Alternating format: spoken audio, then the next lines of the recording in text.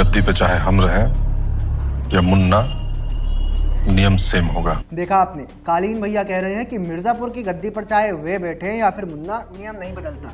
बिल्कुल यही स्थिति कांग्रेस पार्टी की है। कांग्रेस अध्यक्ष चाहे सोनिया गांधी रहे, स्वयं राहुल गांधी रहे, या फिर जैसे अभी मल्लिकार्जुन खड़गे हैं वैसे कोई और नेता बन जाए, नियम एक ही रहता है, होगा वही जो गांधी परिवार चाहेगा।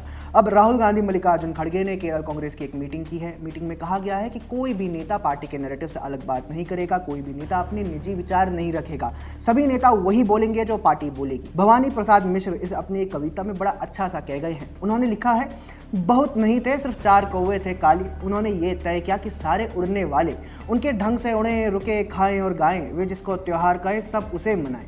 कांग्रेस पार्टी ने भी कुल मिलाकर यही संदेश अपने नेताओं को दिया है कि जो हम कहें वही कहो, जो हम बोले तभी बोलो।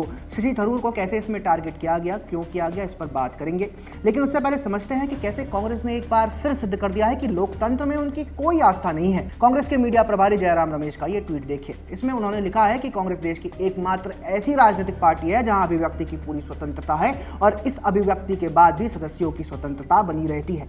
अब इस खबर को देखिए। राहुल गांधी से मीटिंग के बाद कांग्रेस पार्टी ने कहा कि कोई भी नेता पार्टी के आधिकारिक स्टैंड से अलग बयान ना दे, कोई अपना निजी विचार ना रखे, अगर कोई ऐसा करता है तो उस पर कार्रवाई की जाएगी। सवाल है कि अब कहां गया कांग्रेस का आंतरिक लोकतंत्र? क्या नेता विपक्ष राहुल गांधी का लोकतंत्र में यही विश्वास है?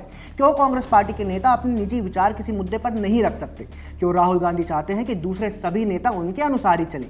एक बात तो स्पष्ट है कि कांग्रेस पार्टी जो लोकतंत्र का ढोल पीटती है वो अंदर से पूरी तरह से खोखला है। कांग्रेस के अंदर कोई लोकतंत्र नहीं है। आंतरिक लोकतंत्र जैसी कोई चीज पार्टी में नहीं है, पहले भी नहीं थी, लेकिन अब सच्चाई पूरी तरह से सामने आती नजर आ रही है। अब पर्दा पूरी तरह से हट गया है। खैर, हम थोड़ा सा आगे बढ़ते हैं, शशि थरूर को लेकर बात करते हैं। सवाल है कि क्या कांग्रेस पार्टी की मीटिंग में शशि थरूर को निशाना बनाया गया है? याद रखिए, पिछले कुछ दिनों से थरूर ही पार्टी से अलग बयानबाजी कर रहे थे। ऐसे में केरल कांग्रेस यूनिट की मीटिंग में थरूर के सामने इस तरह की बातें अगर कांग्रेस हाईकमान की तरफ से कही गई हैं तो इसका मतलब है कि बिना नाम लिए थरूर को ही सुनाया गया है। सवाल बिल्कुल सीधा है, क्या थरूर जैसे योग्य नेता कांग्रेस पार्टी में रहते हुए अपने मन की एक बात तक नहीं कह सकते? क्या ये घोर तानाशाही नहीं है? सवाल ये भी है कि थरूर को ही राहुल गांधी निशाना क्यों बना रहे हैं? उनके राजनीतिक गुरु सैम पित्रोदा तो हर सप्ताह कोई ऐसा बयान दे देते हैं जिस पर पार्टी को खुद को अलग करना पड़ता है, लेकिन उन्हें तो इस तरह से राहुल गांधी टारगेट नहीं करते। क्या इसीलिए क्योंकि वे राहुल के राजनीतिक गुरु हैं और विदेशों में वामपंथी इकोसिस्टम के साथ वही राहुल गांधी के समीकरण सेट करवाते हैं? क्या थरूर को इसीलिए निशाना बनाया जा रहा है क्योंकि उन्होंने कांग्रेस अध्यक्ष पद का चुनाव लड़ा था, या फिर इसीलिए क्योंकि उन्होंने अपने हालिया इंटरव्यू में कांग्रेस पार्टी के संगठन पर सवाल उठाए थे? सवाल तो ये भी है कि क्या कांग्रेस पार्टी को शशि थरूर की अब जरूरत नहीं है? ये सवाल इसीलिए उठ रहे हैं क्योंकि केसी वेणुगोपाल और थरूर दोनों केरल कांग्रेस के बड़े नेता माने जाते हैं। थरूर चाहते हैं कि राज्य में पार्टी उन्हें कोई जिम्मेदारी दे, लेकिन वेणुगोपाल ऐसा नहीं चाहते। याद रखिए, राहुल गांधी वही करते हैं जो वेणुगोपाल और उनका गुट कहता है। इसलिए ये अटकलें लगाई जा रही हैं कि मीटिंग में और उसके बाद जो कुछ हुआ वो इनडायरेक्टली थरूर को संदेश है कि साइड में रहें, चुपचाप रहें।